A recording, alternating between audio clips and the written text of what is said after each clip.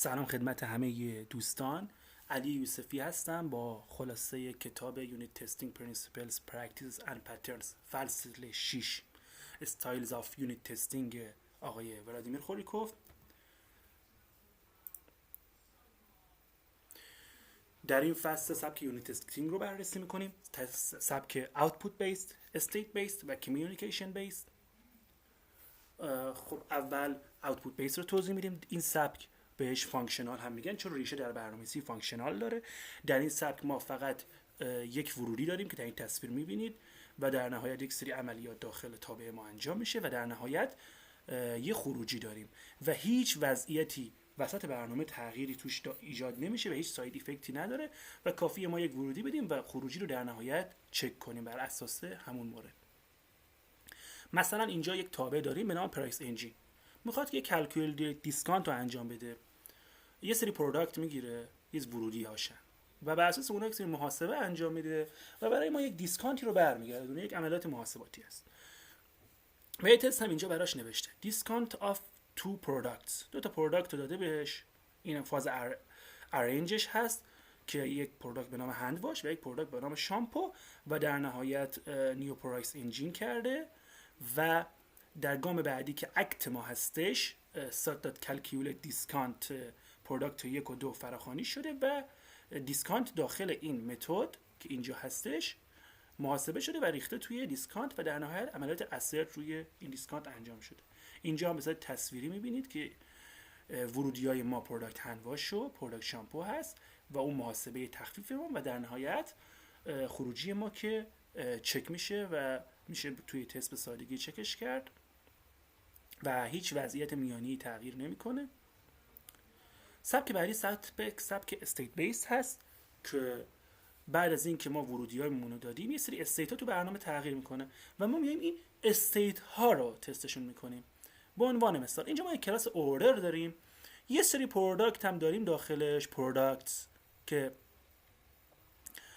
ما میایم اینا رو یه عملیات داره به نام اد پروداکت. این یه مثال هست صرفا که ورودی پروداکت داره و میایم میگیم products.add پروداکت که این داخل این پروداکت سه این پروداکت اضافه میشه به این پروداکتس. خب بنابراین بعد از اینکه اد پروداکت انجام شد ما استیت برنامه‌مون عوض میشه، یعنی این پروداکت سه یک تغییری توش ایجاد میشه و ما کافیه اینو تستش کنیم که این پروداکت سه مقادیر درستی داخلش باشه. مثلا یه مثال برای تستش اینجا نوشته در حالتی هستش که هیچ پروداکتی داخلش نیست و اولین باره که پروداکت میخواد بهش اضافه بشه. مثلا اینجا نگاه کنید adding a product to an order.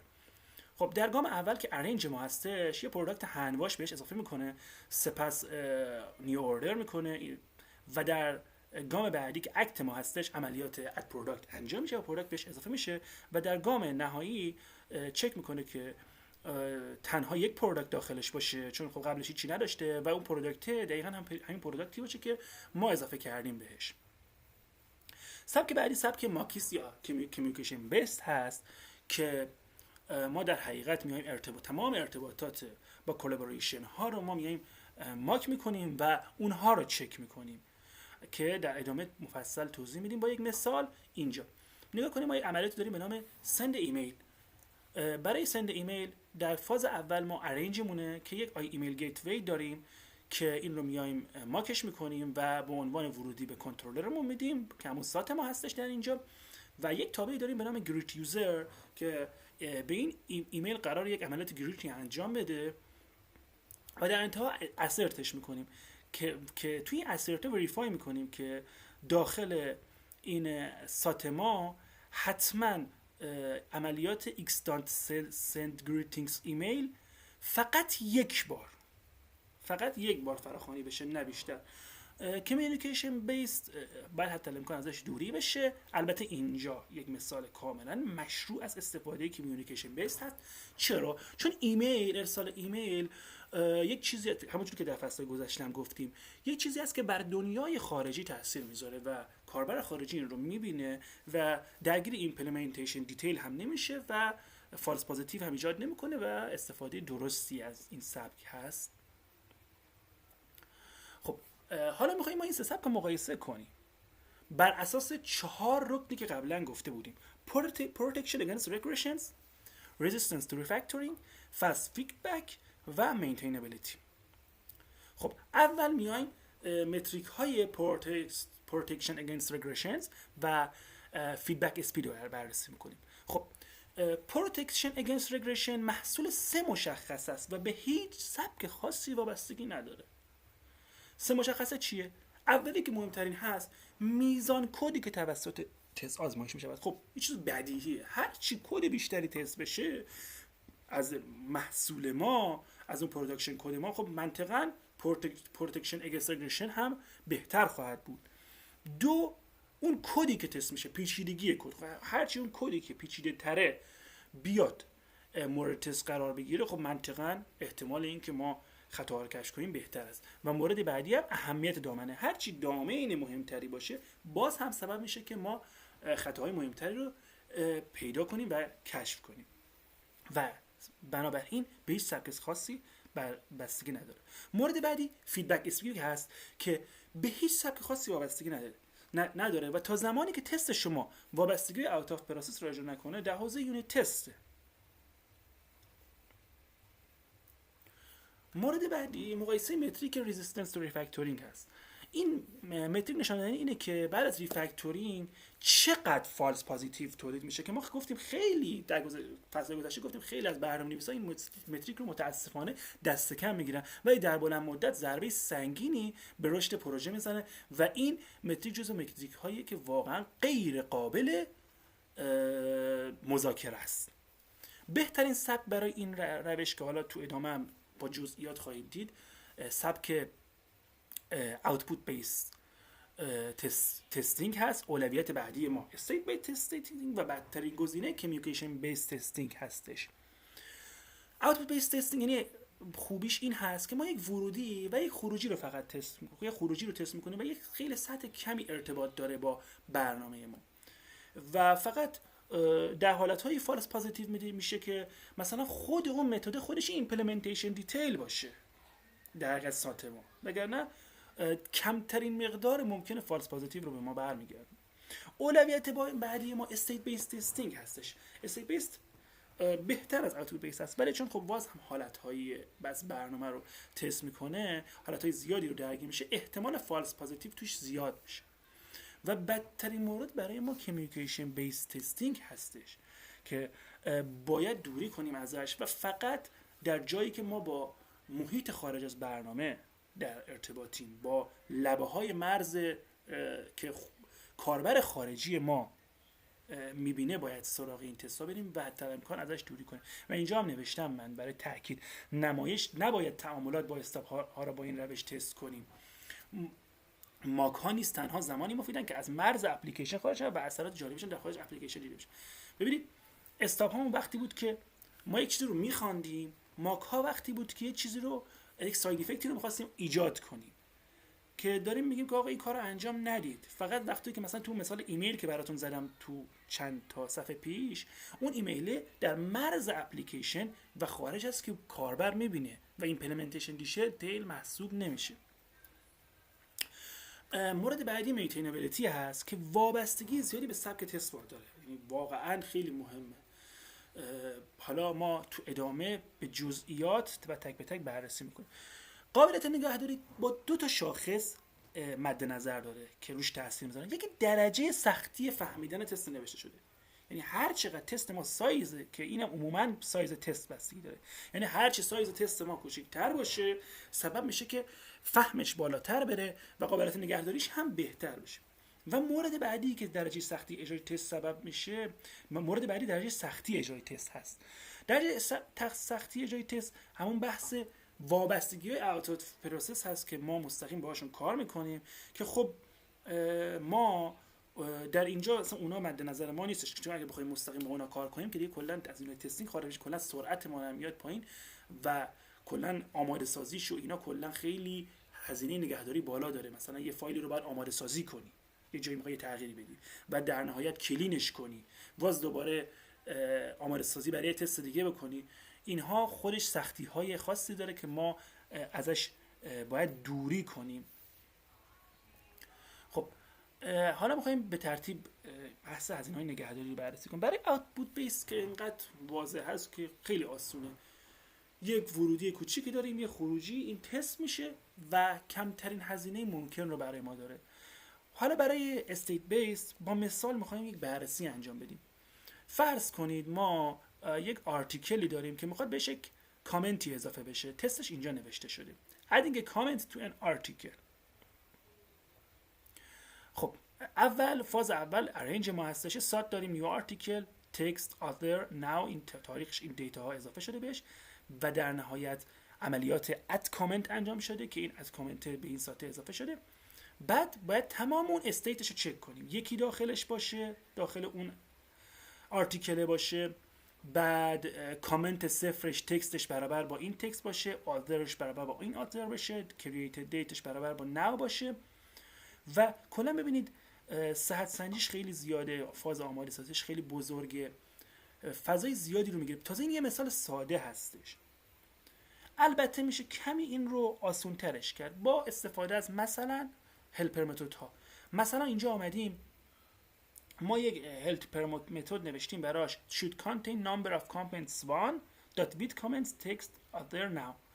بنابراین این هلپر متدی که براش نوشتیم سبب شده که این فضای تست ما کوچیک‌تر بشه، ولی این خودش یه هزینه است. این هلپر متد خودش یک هزینه‌ای که داره برای ما ایجاد میشه و عموما هم این فقط عموما هم باید ما جایی اینو استفاده کنیم که چند جا بخوایم استفادهش کنیم. اگه بخوایم فقط یه بار اینو کالش کنیم خب این خودش هزینه است.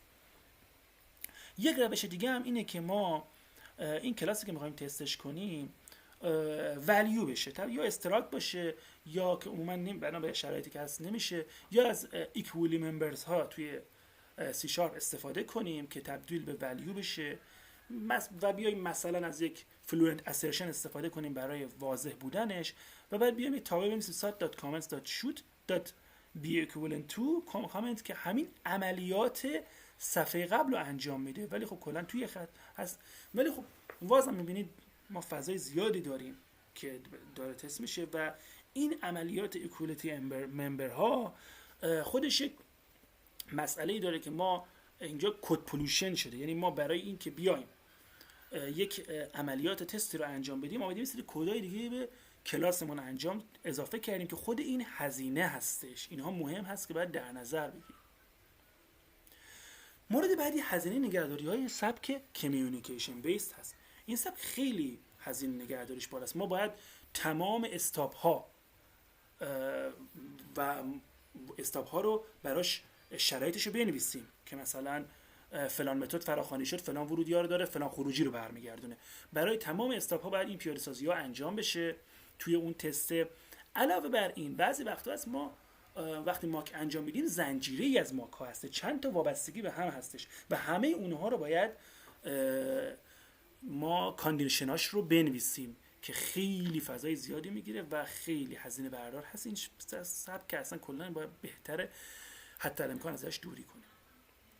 مقایسه‌ای که ما داریم برای رزिस्टنس ریفکتورینگ و هزینه‌های نگهداری، اوتپوت بیسد کمترین حالت هست، استیت بیس مدیوم هستش هر دو تا، کمیونیکیشن بیس بدترین هست که برای رزिस्टنس ریفکتورینگ مدیوم برابر با استیت هست، ولی هزینه نگهداریش که خیلی بالاست چون فضا تستی که این میگیره خیلی عظیم و بزرگ هست و خیلی ترجیحاً باید از کمیونیکیشن بیس دوری کنیم.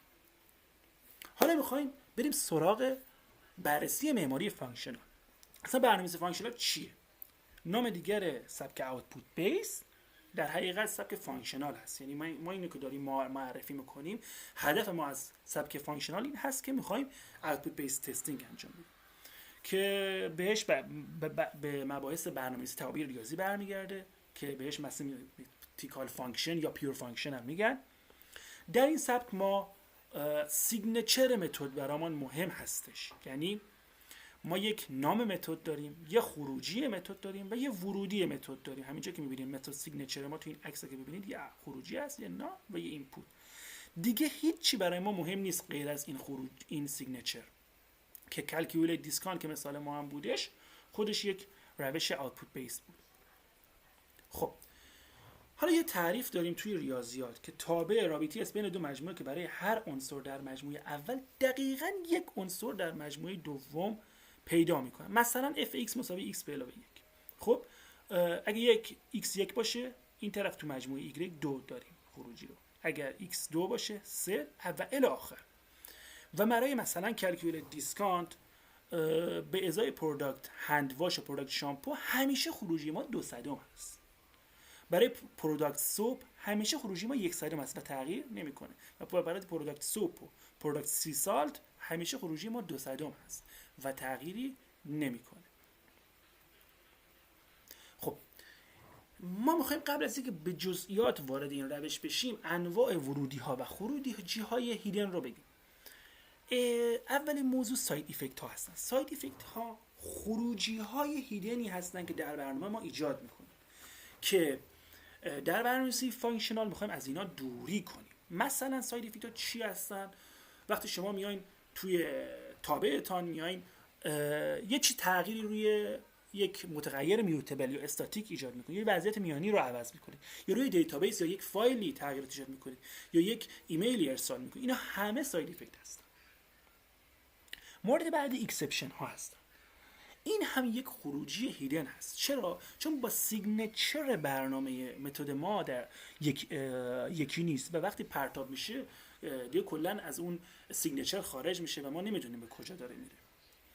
مورد بعدی a reference to an internal or external state هست، یعنی یک ارجاعی به یک استیت داخلی یا خارجی. مثلا ما توی برنامه‌مون میایم از یک متغیر میوتبل یا استاتیک به عنوان مثال تو فانکشنمون استفاده میکنیم که بیرون قابل تغییر هست. حالا تو ادامه به جز اینو توضیح میدم که این بیرون قابل تغییر هست و این سبب میشه که تابع ما همیشه خروجی نداشته باشه، با ازای ورودی خروجی ثابت تولید نکنه. یا مورد بعدی که مورد برای این موضوع هست اکسترنال استیت هست که مثلا ما بیایم از دیتابیس یا فایلی دیتا بخوانیم و توی محاسباتمون داخل خود تابع بخوانیم و محاسبات انجام بدیم و اینم همیشه چیز ثابتی نیست. بنابراین تابع ما به ازای ورودی مشخص همیشه خروجی ثابت نخواهد داشت و فانکشنال نیست. اینجا توضیح هم گفتم توابع با ورودی مشخص قابلیت جایگزینی با یک ولیو رو باید داشته باشه که بهش میگیم رفرنشال ترانسپرنسی. به عنوان مثال نگاه کنید، ما یه تابع اینجا داریم به نام اینکرمنت که ورودی x گرفته و x به علاوه 1 رو خروجی میده. من 100 بار هم پشت سر هم تابع اینکرمنت 4 رو فراخوانی کنم باز هم خروجی من 5 خواهد بود و میتوانم من این y رو مساوی 5 بذارم، یعنی قابلیت جایگزین شدن این تابع با یک مقدار ثابت. به این میگیم رفرنشال ترانسپرنسی. ولی این چپی رو نگاه کنید، یک عملیات اینکریمنت داره، داخلش x رو پلاس پلاس میکنه و ریترن میکنه. بالاش ما یه متغیر x داریم که حالت میوتبل هست و این قابل تغییره. ما اگر من 10 بار پشت سر هم بیام اینکریمنت رو فراخوانی کنم، دفعه اول به من خروجی 1 میده، دفعه دوم 2 خروجی، دفعه دوم سوم 3 و این رفرنشال ترانسپرنسی رو رعایت نمیکنه و این در حقیقت یک ورودی هیدن داره که همین گزینه آخر هستش که ما بهش گفتیم reference to an internal or external state. بنابراین باید ما از این سه مورد دوری کنیم و هدف ما سیگنچر متد است. رایج‌ترین نوع خروجی های هیدن ساید افکت ها هستن. مثلا ما توی این متد اد کامنت که اینجا داریم یه خروجی کامنت هم برای ما ایجاد میکنه، داخلش کامنت نیو میکنیم با این تکست، سپس comments.add comment و در نهایت کامنت رو برمیگردونیم. درسته ما ورودیمون یه تکست یک کامنت و خروجی کامنت داریم، ولی وسطش یک ساید افکت داریم که میاد استیت میانی به نام کامنتس رو تغییر میده و اینجا هم اگه ببینید ما تکست ما ورودی اف ما یه تکست، خروجیش هم یه کامنته که با متد سیگنچر اوکی هست، ولی ساید افکتری که داخل متد سیگنچر نیستش و یک هیدن پارت محسوب میشه. حالا در ادامه میخوایم معماری فانکشنال رو ببینیم چی هستش، چطوری هست. هدف برنامه‌نویسی فانکشنال این هست که کدی که بیزنس لاجیک رو کنترل میکند و کدی که ایجاد ساید افکت میکند از هم جدا سازی بشه. یعنی چی؟ یعنی بخشی که مسئول تصمیم ها هستش بره تو کور ما، بخشی که مسئول ایجاد ساید افکت ها هستش بیاد از کور ما بیرون و توی یک لایه بیرونی. و اینجا گفتیم functional architecture separates business logic from side effects by pushing those side effects to the edge of a business operation. یعنی ما ساید افکت ها رو میبریم به لبه خروجی برنامه، جایی که ما درگیر ابزرور بیهیویر های تیم پروداکت میشیم، یعنی افراد کسب و کاری، و لاجیک داخل کور ما انجام میشه.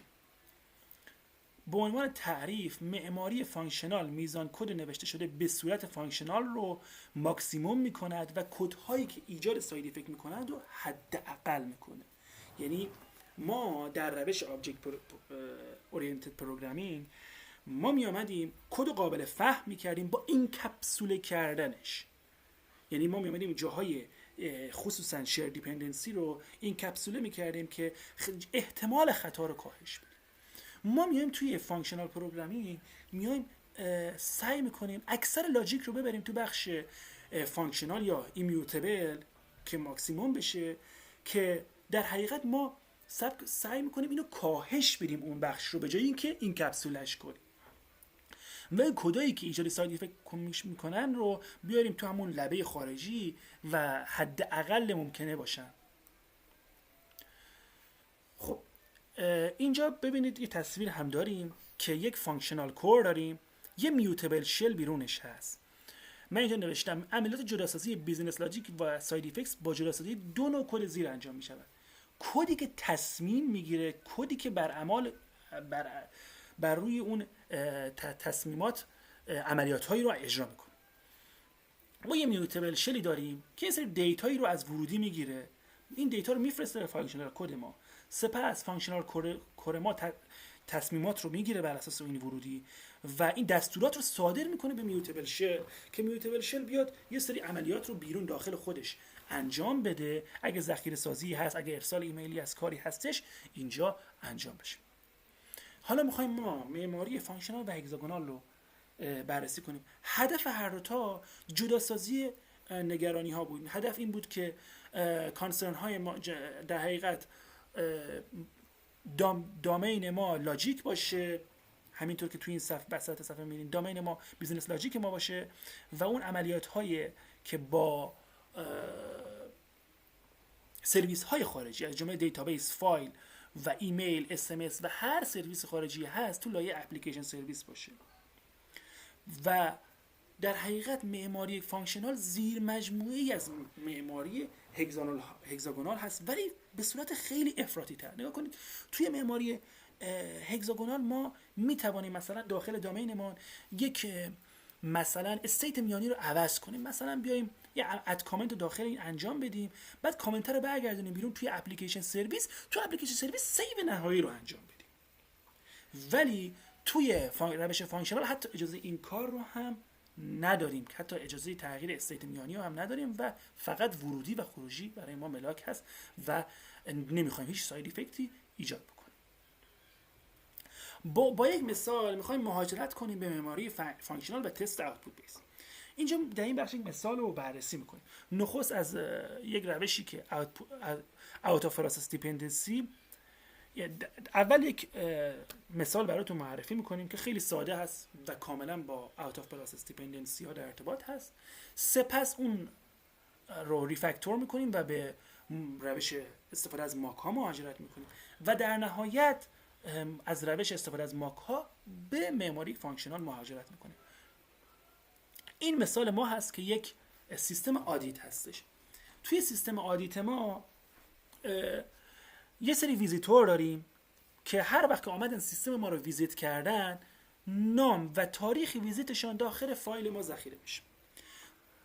یه ماکسیموم انتری پوینتی داریم، مثلا به عنوان مثال توی این مثال مثلا 3 هست که اگر انتری پوینت ما 3 پر شد باید یه فایل جدید ایجاد کنیم و بهش اضافه کنیم.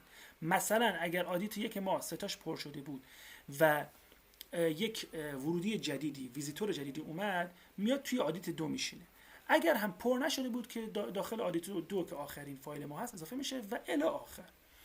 اینجا هم مثالش هستش که یه آدیت منیجر هست که یک 2 تا ورودی داره داخلش، مکس انتری فایل و دایرکتوری نیم، که این 2 تا رو از ورودی میگیره داخل سازندش میگیره و عملیات اد رکورد رو انجام میده. اد رکورد یه ویزیتور نیم داره و یک تایم آف ویزیت که اینجا میبینید. خب گام اول آمده کل مسیر فایل ها رو از گت فایلز گرفته، سپس یک تابع سورت با ایندکس داره که توابع رو برگردونده داخلش و مثلا مرتب شده برگردونده که یه ایندکس داره، یه پس که ایندکس 0 آدیت 1 هست، ایندکس 1 آدیت 2 هست، ایندکس 3 آدیت 3 هست و الی آخر. نیو رکورد رو ریخته توی متغیر نیو رکورد ایجادش کرده. سپس گفته اگر این لنگس سورتد دات لنگسمون 0 بود یعنی هیچی نبود، باید یه فایل جدید ایجاد کنیم. یه فایل جدید ایجاد کرده و فایل دات رایت آل تکست رو انجام داده و ریترن کرده. اگر پس 0 نباشه بنابراین ما باید ادامه کد رو ببینیم. اگر 0 نباشه گفته برو آخرین ایندکسش رو برای من برگردون، چون اون سورت کردیم اونا رو. سورت دات لتس رو برگردون که یه کارنت فایل ایندکس داره، یه کارنت فایل پس. مثلا به عنوان مثلا که اینجا یه آدیت 2 هستش، یه 0 برای ما برمیگرده، یه 1 برای ما ایندکس رو برمیگردونه کارنتو و فایل پس هم آدیت 2 برمیگرده. بعد فایل دات رید آل لاینز داریم که کل اون خطای اون کارنت فایل پس رو که آدیت 2 ما هست تو این مثال رو میخونه. سپس میگه که lines.count کوچکتر از منس انتری. مثلا اینجا تو این مثال تعدادش 1 کوچکتر از 3 هستش. میاد lines.add new record رو میزنه، یه سری عملیات محاسباتی داخلش داره و در نهایت ذخیره سازی فایل. در غیر این صورت اگه مثلا این ستاش پر باشه، میاد چه کار میکنه؟ ایندکس جدیدی ایجاد میکنه. میگه که ایندکس قبلیم 1 بوده، حالا با ایندکس 2 کار میکنم. بعد ببخشید ایندکس 2 کارنت فایل ایندکسمون 2 هستش. بعد آدیت 3 رو ایجاد میکنه. آدیت 3.txt رو میریزه توی نیو نیم و یک فایل جدید ایجاد میکنه و بهش عملیات اضافه کردن رو انجام میده. حالا مشکل این چیه؟ این مستقیما با فایل ها و دیتابیس در ارتباط است و تست این خیلی دردسر داره. شما این عکس رو نگاه کنید. ما اگه بخوایم این فایل سیستم رو تست کنیم باید یه سری ورودی اول بهش بدیم، یعنی فایل ها رو آماده سازی کنیم در واقعیت به صورت فیزیکی. مثلا من بیام یه آدیت 1 ایجاد کنم توی اون دایرکتوریش، مثلا پیتر، جین، جک، اینا رو همه رو واقعا ذخیره سازی کنم، زمان میگیره و ورودی آدیت سیستم رو بدم. این فایل سیستم مستقیما با این سیستم در ارتباط هست که ورودی خروجی ها رو با هم دیگه تبادل میکنم و در نهایت من بیام فایل سیستم رو اسرتش کنم و در کارم که تموم شدم این فایل ها رو باید کلین کنم برای تست بعدی. خب این پروتکت اگینست رگرشنش خوبه، رزिस्टنس تو ریفکتورینگش خوبه، ولی فست فیدبکش بده و مینتینبیلیتیش هم بده. اصلا کلا این یونیت تست نیستش، این تو دایره اینتگریشن تست قرار میگیره، چون داریم با اوت آف پروسس ها کار میکنیم. ببخشید با اوت آف پروسس دیپندنسی ها به صورت مستقیم کار میکنیم که اصلا نیست. این داریم چون یه مثال رو تکمیل میکنیم، این مثال رو زدیم. حالا میخوایم با استفاده از ماک تست ها رو از سیستم فایل دیکاپل کنیم. ما اینجا که اگر دیکاپلش کنیم ما میایم تمام ارتباطات آدیت سیستممان اونجایی که از فایل سیستم میخوانه رو استاپ میکنیم و اونجایی که روش عملی انجام میده رو ماک انجام بدیم و فقط ورودی با آدیت سیستم میدیم و دیگه درگیر سیستم خارجی نمیشیم. ببینید اینجا فقط اتفاقی که میفته مجبوریم یه ورودی جدید به آدیت منیجر ما با نام آی فایل سیستم بدیم که وقتی که اجرای برنامه واقعی هست که فایل سیستم ما مستقیم هست و وقتی که تستامون رو می‌خوایم اجرا کنیم از ماک استفاده می‌کنیم. خب این آیل فایل سیستم چی هست در حقیقت؟ این آیل فایل سیستم دقیقاً توابع فایل سیستم ما هستش. دقیقاً همون ورودی‌ها و همون خروجی‌ها رو برای ما ایجاد می‌کنه. یک گت فایلز داشتیم، یک رایت آل تکست داشتیم، یک رید آل لاین داشتیم که دقیقاً معدل همونا شبیه سازی میشه و به جای اینکه با فایل سیستم مستقیما کار کنیم میایم با آیل فایل سیستم کار میکنیم که به عنوان ورودی داده شده. اگه دقت کنید دقیقاً کد همون کده، هیچ تغییری نکرده و فقط این اینترفیس اضافه شده و تست ما هم تغییراتی رو خواهد داشت. اینجا یه تستی هست که براش نوشتیم که اول استاپ هاش رو در فاز ارنج انجام دادیم و بعد اکتش رو انجام دادیم و در نهایت ماکش رو وریفای کردیم. خب به عنوان مثال اینجا گفته a new file is created when the current file overflow. مثالی که داشته، مثالش این بوده که گفته فرض کنید که فایل ما اون انتری پوینتاش پر شده، یعنی اون ستایی که هست پر شده. در این حالت که اوورفلو شد باید یه فایل جدید ایجاد کنیم. خب اول که ما فایل سیستم رو ماکش کردیم، بعد عملیات ستاپش رو انجام میدیم. میگیم که اگر get files audit که همون دایرکتوری ما هست فراخوانی شد، ریترن کن audit1.txt و audit2.txt. بنابراین داریم به برنامه میگیم توی دایرکتوری این دوتا فایل وجود داره. سپس ستاپ کن read lines audit2.txt رو که هر وقت audit2.txt که آخرین فایل ما در حقیقت هستش رو خوب read لاینش رو زد کال کرد، ما بیایم این سه تا خروجی رو به ازش برگردونیم، پیتر و جین و جک. و در نهایت به عنوان ورودی هم اومدیم عدد 3 که اون مکس انتری هست و آدیتس که همون دایرکتوریش هست و ورودی ماک فایل سیستم ماک دات آبجکت هستش رو در فاز ارنج انجام میدیم. سپس عملیات اد رکورد رو انجام میدیم که آلیس با یک تاریخ جدید هستش و در نهایت بعد اینو وریفای کنیم که در اینجا وریفای که میکنیم میگیم که خب بنابراین با توجه به مثالمون باید یه آدیت 3.txt رو توش عملیات رایت تکست انجام بدی به صورتی که آلیس سیمیکالون اون تاریخه. خب نکته که خیلی مهم است من باید بهش اشاره کنم، اینجا که ما ماک استفاده کردیم یک استفاده کاملا مشروع و درست هست، چون که کاربر خارجی میتونه کاملا بره با برنامه‌های دیگه اون فایل نوتپد اون فایل ها رو باز کنه و بخونه و ویزیتورها رو ببینه و در اینجا هیچ ایرادی نداره استفاده از ماک ها. ولی ببینید چه فضای سنگینی ستاپ گرفته برای ما، برای استاباش. خب این سنگین هستش. بنابراین من میخوام ببینم که در ادامه یه جدولی رو به ما ارائه داده که ببینیم که با ماک و اینیشیال ورژنمون چه تفاوتی داره. خب هر دوتاشون protection against regression و resistance to refactoringشون خوب هست. فست فیدبک تو حالت اولی بده، تو حالت با ماک خوبه. maintainability تو حالت اولی بده، چون گفتم که باید هر دفعه فایل ها رو کلین کنیم، دوباره ایجادشون کنیم، خیلی سخت هست نگهداریش. ولی تو حالت با ماک مادریت هست. دلیلش هم که گفتیم مادریت نگفتیم خوب این هست که اگه شما به این تصویر دوباره نگاه کنید چه ستاب سنگینی هست. تازه این یه حالتشه و حالتهای پیچیده‌تر هم وجود داره. یه مثال ساده است. حالا میخوایم بریم به سمت یه معماری فانکشنال. تو معماری فانکشنالمون توی میوتبل شلمون یه پرسیستر داریم که به عنوان فایل کانتنت یه ورودی رو با آدیت منیجر ما میده و تو آدیت منیجر ما و فانکشنال کور ما یه سری محاسبات و تصمیمات گرفته میشه و در نهایت فایل آپدیت ما خروجی ما رو برمیگردونه و اون تصمیمات توی پرسیستر گرفته میشه. خب فایل کانتنت چی هست که به عنوان ورودی آدیت منیجر اینجا ارسال میشه؟ در حقیقت یه فایل نیم هست، فایل کانتنت یه فایل نیم هستش و یک لاینز هستش. فایل آپدیت که خروجی ما هست چی هست؟ فایل آپدیت باز هم یه فایل نیم هست و یک نیو کانتنت که قرار یک عملیاتی روش انجام بشه. بذاریم مثال رو ببینیم که خیلی واضح تر است. اینجا ما کلاس آدیت منیجر رو ببینید مکس انتری فایل داره، فقط یه ورودی مکس انتری فایل داره دیگه.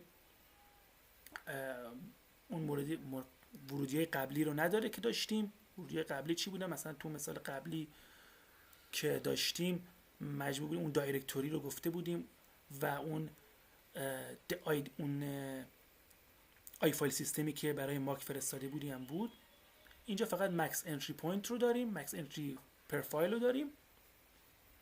خب یه فایل کانتنت داریم که تمام فایل ها اطلاعاتش رو قبلش خوانده در پرسیستر بیرونی و میفرسته به داخل این. یعنی ما تمام محتوای فایل ها رو خواندیم و داخل این هست یه ویزیتور نیم و یک تایم اف ویزیت.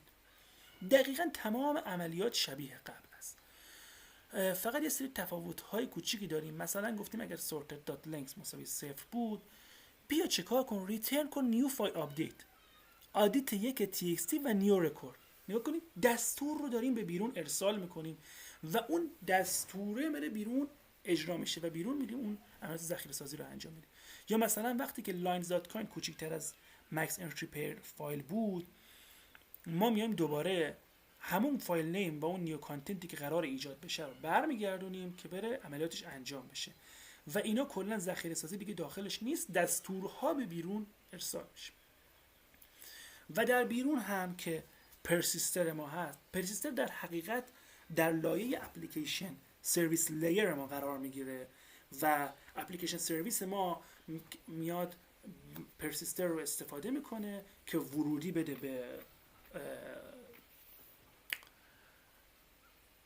فانکشنال کور ما یا همون در اینجا آدیت منیجر ما و خروجی رو به عنوان دستور بگیره. در گام اول رید دایرکتوری داره که کل دایرکتوری نیم رو میگیره و کل فایل کانتنت رو، تمام فایل ها رو، اطلاعاتش رو از دیتابیس میخونه و برمیگردونه که ما باید در کورمون استفاده کنیم و در نهایت هر دستوری که از کور ما برگشت رو با عملیات اپلای آپدیت میاد عملیات فایل دات رایت تست ذخیره سازیش رو انجام میده. فقط یه نکته‌ای که خیلی مهم هستش این هست که بیزینس لاجیک و کل عملیات پارسینگ و پریپریشن باید به کور منتقل بشه و کد بیرون از کور باید تریویال ساده باشه و کاملا لایه بالایی رو باید سعی کنیم بدون برنج باشه و احمق باشه. مثلا اگر ما تابعی به نام ریدال لاین اگر نداشته باشیم در سمت خواندن فایل هامون، مثلا ریدال تکست داشته باشیم، ما فایل کانتنت رو ما نمیایم تغییر میدیم و به جای استرینگ آرایی از لاین ها ما یک استرینگ تکست میگیریم و تمام عملیات پارسینگ رو داخل کور انجام میدیم و اینجا فقط دیتا رو میخوانیم و داخل فایل کانتنتمون نگه. این مثالی هست که به صورت واضح دیگه نشون میده که لایه اپلیکیشن سرویس ما در گام اول چه کار انجام میده. توی سازندش دایرکتوری نیم رو میگیره، سپس آدیت منیجر رو مقداردهی میکنه با مکس انتری پر فایلز و پرسیستر رو هم مقداردهی میکنه و وقتی که اد رکورد داخل اپلیکیشن سرویس فراخوانی بشه، اتفاقی که میفته اینه گام اول تمام فایل ها رو پرسیستر با تابع رید دایرکتوری میخوانه، سپس آدیت منیجر دات اد رکورد فراخوانی میشه و دستور مد نظر داخل آپدیت قرار میگیره و پرسیستر دات اپلای آپدیت بر اساس این آپدیت و دایرکتوری نیم ما اون عملیات ذخیره سازی ما رو انجام میده. همونجور که گفتم اینجا تصویری هم میبینید، ما یک اند پوینت بیرونی فرض کنید میایم این اپلیکیشن سرویس رو فراخوانی میکنیم، اپلیکیشن سرویس میاد پرسیستر رو کال میکنه و اون دیتای مورد نظر رو برای آماده سازی آدیت منیجر ایجاد میکنه و ورودی آدیت منیجر رو میده.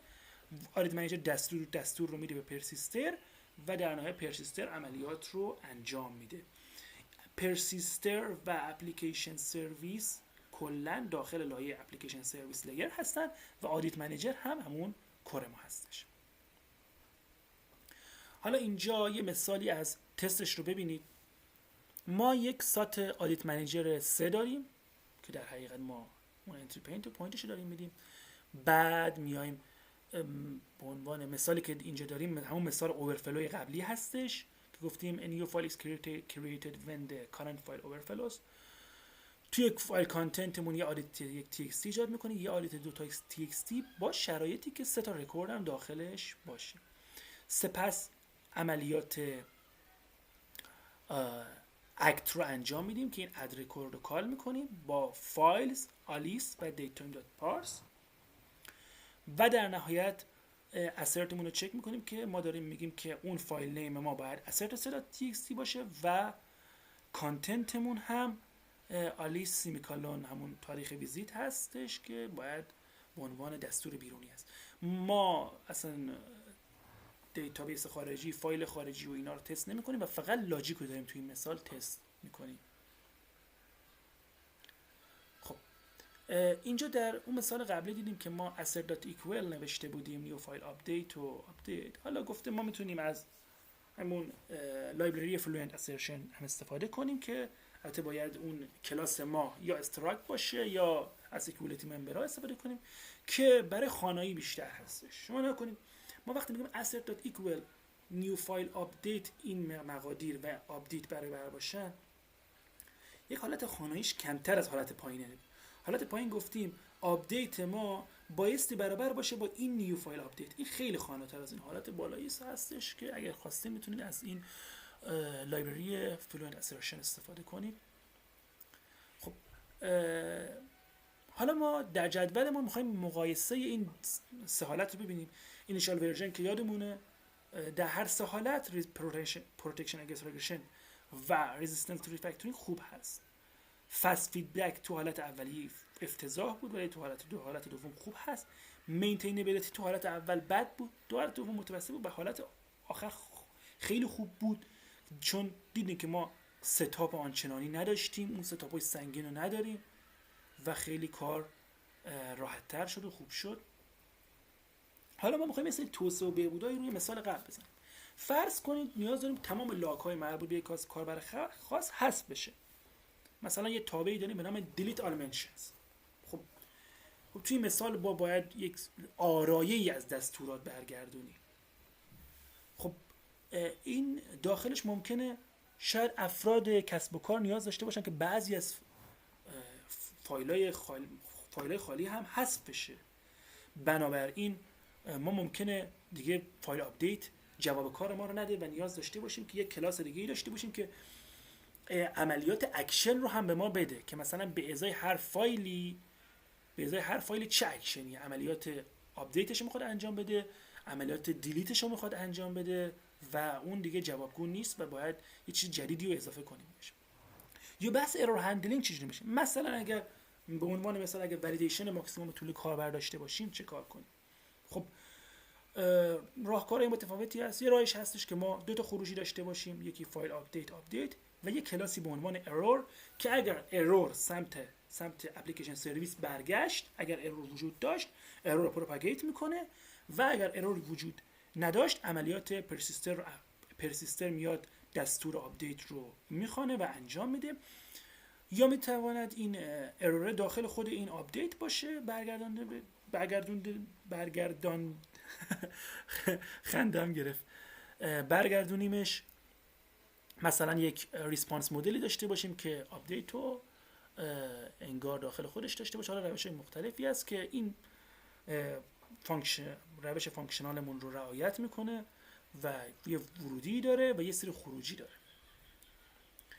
موضوعی که اصلا میخوایم به اشکالات معماری فانکشنال برسیم. یک موردی که هست که گاهی اوقات بهش برمیخوریم، تأثیر منفی بر پرفورمنس هست و مورد بعدی هم افزایش سایز کد بیس هست که در ادامه بررسی میکنیم این دو مورد رو. نگاه کنید، فرض کنید ما در مثال سیستم آدیتمان فرض کنید سطح دسترسی کاربران در دیتابیسی یک جای ذخیره شده تو دیتابیس و همچنین برنامه نیاز دارد که چک کند در 24 ساعت گذشته اگر دسترسی کاربر خاص بیش از آستانه مشخص عبور کرد دسترسی عملیات ندارد، دیگه ویزیت انجام نشه. خب ما یک راهی که داریم اینه که بیایم توی آدیت منیجر یک آی دیتابیس ورودی بدیم و داخل اون بیایم گت اکسس لول رو بگیریم، ببینیم این کاربر که اگر این کاربر در 24 ساعت گذشته دسترسی مثلا نداشته، کلا دسترسی داشته، اگه دسترسی داشته بیایم گت اکسس لول رو از دیتابیس بخونیم ببینیم که آیا اجازه داره بازم دسترسی داشته باشه یا نه. خب این عملا یک ما ورودی هیدن داریم و از حالت فانکشنال خارج میشیم و این راهکار کلا غلط هستش. حالا دو راه جایگزین برای این مورد داریم. راه اول این است که کل اطلاعات مورد نیاز رو در لایه سرویس بگیریم. یعنی چی؟ یعنی من بیام اول همون اول قبل از اینکه وارد آدیت منیجر بشم کل دسترسی ها رو اینجا بگیرم و بعد برم داخل آدیت منیجر اون ویزیتر رو دسترسیش رو چک کنم. خب این یه خوبی داره، خوبیش اینه که کاملا بیزینس لاجیک ما که آدیت منیجر هست از لایه سرویس ما که عمل دستورات روی سرویس های خارجی هست کاملا جدا میشه. ولی بعدش پرفورمنس هست. مثلا فرض کنید یک کاربری در 24 ساعت گذشته دسترسی نداشته به آدیت منیجر، بنابراین نباید به ازای اون بریم دوباره دیتابیس دسترسی رو بخوانیم. و این چون قبل از اینکه وارد آدیت منیجر هستیم مجبوریم این کار رو انجام بدیم و بعد داخل آدیت منیجر این کار انجام میشه. خب بنابراین بعد خیلی از اوقات الکی داریم ما کوئری میزنیم. راه حل بعدی چیه؟ که یک متد is access level check required به آدیت منیجر اضافه کنیم. یعنی یه متد دیگه اضافه کنیم به آدیت منیجر که بیاد این چیز رو، این is access level رو چک کنه. ولی خوبیش اینه که ما میایم توی اپلیکیشن سرویس اول آدیت منیجر اون بخش is access levelش رو به شرطی که نگاه کنید if به شرطی که این کاربره در 24 ساعت گذشته دسترسی داشته باشه، اون وقت میریم اینو کال میکنیم دیتاشو و میفرستیم پاس میدیم به آدیت منیجر. خب این پرفورمنسش اوکیه، ولی یه مشکلی داره. مشکلی که هست این هست که گفتم if یعنی چی؟ ما بخش از لاجیک رو بردیم تو اپلیکیشن سرویس. دیگه اپلیکیشن سرویس ما احمق نیستش. نویسنده گفته به این موضوع در 2 فصل آینده بیشتر درباره این موضوع که ما این ترید آف بیشتر تو در 2 فصل آینده رسیدگی میکنه و توضیح میده. بنابراین من ادامه مبحث رو الان توضیح میدم. نکته‌ای که داریم اینجا، در یک کلاس فانکشنال کور نباید با کالابوریتورها همکاری کنیم. مثال ما در اینجا همین آی دیتابیس بود که نباید باش دسترسی داشته باشیم در فانکشنال کور، چون این یک در حقیقت شیر دیپندنسی هست. البته ما یه مثال داشتیم این بالا، برگردم بالا که کد رو نشون بدم. آره این maxed entries per file این مورد استثناء مشکلی نداره. بیام داخل کدش. آره این maxed entry per file درسته که از سازنده به عنوان ورودی داده شده و داخل سیگنچر ما نیستش، داخل سیگنچر اد رکورد نیست، ولی این کاملا ایمیوتبل هستش و از لحظه‌ای که این استنس ما ایجاد میشه تا لحظه‌ای که نابید میشه مقدارش همین هست و خراب نمیکنه اون ماهیت فانکشنال ما رو.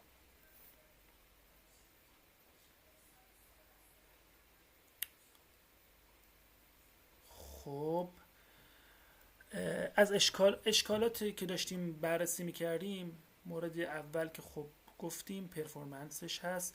انتخاب بین معماری فانکشنال و روش رایج که این روشی بود که اول دیتا رو میخواندیم و در نهایت ذخیره میکردیم دیتا ها رو تو فایل ها و اینا. یک ترید آف هست بین پرفورمنس و کد مینتینبیلیتی. تو این مثالی که زدیم اگه دقت میکردید توی اولین کدی که ما نوشته بودیم همون فایلی که نیاز بود رو رید میکردیم. مثلا اگر آدیت 3 قرار بود آپدیت بشه همون رو آپدیت میکردیم، ولی تو روش فانکشنال همون اول کل فایل رو میخواندیم. خب این یک بحث پرفورمنسی به وجود میاره. یا در نهایت تو این مثال قبلی که گفتیم این خودش باز که موردی که میگفتیم در 24 ساعت گذشته دسترسی، خب این خودش باز یک پرفورمنسی دیگه است که اگر بیایم قبلش همه دیتا رو در لایه سرویس اضافه کنیم سبب میشه که ما بیایم خیلی از شرایط رو بخوانیم که نیاز نیست کوئری به دیتابیس بزنیم. بنابراین این پرفورمنس بسته به شرایط هست. در حقیقت آیه قرآن نیست، ما باید به شرایط نگاه کنیم که چطوری هست و بنابر شرایط تصمیم بگیریم. و در نهایت موضوع کد بیس هست. ببینید به علت اصل جداسازی کد، همون کور، فانکشنال کور و میوتیبل شل نیاز به کد نویسی بیشتری داریم. دیدین که ما یک سری توابع مثلا فایل کانتنت کلاس ایجاد کردیم، فایل کانتنت، فایل آپدیت، اینا خب اینا هزینه است. خب بنابراین بهتره که ما مثلا جاهایی که کدمون اهمیت بالای کسب و کار نداره یا خیلی کدای ساده و بدیهی هستن فانکشنال ننویسیم. چرا؟ چون وقتی فانکشنال می‌نویسیم اینا رو مجبوریم مثلا اون کانتنت رو ایجاد کنیم، آپدیت رو ایجاد کنیم، یک عالمه کلاس و شرایط و توابع جدید بنویسیم تا بخوایم ما اون بحث فانکشنالمون رو حفظ کنیم. ولی خب ما گفتیم ما باید هزینه هم حساب کنیم. وقتی که کد خیلی ساده و بدیهیه نیاز نیست این کار بشه و جایی که اهمیت بالای کسب و کار نداره هم بهتر دوری کنیم ازش. ما در حقیقت دنبال این نیستیم که برنامه‌مون رو فانکشنال کنیم، در دنبال این هستیم که حد اکثر کنیم به سمت فانکشنال و بعد بریم سراغ استیت بیس و در نهایت موارد اوتپوت بیس. خیلی متشکرم. درس این جلسه هم به پایان رسید.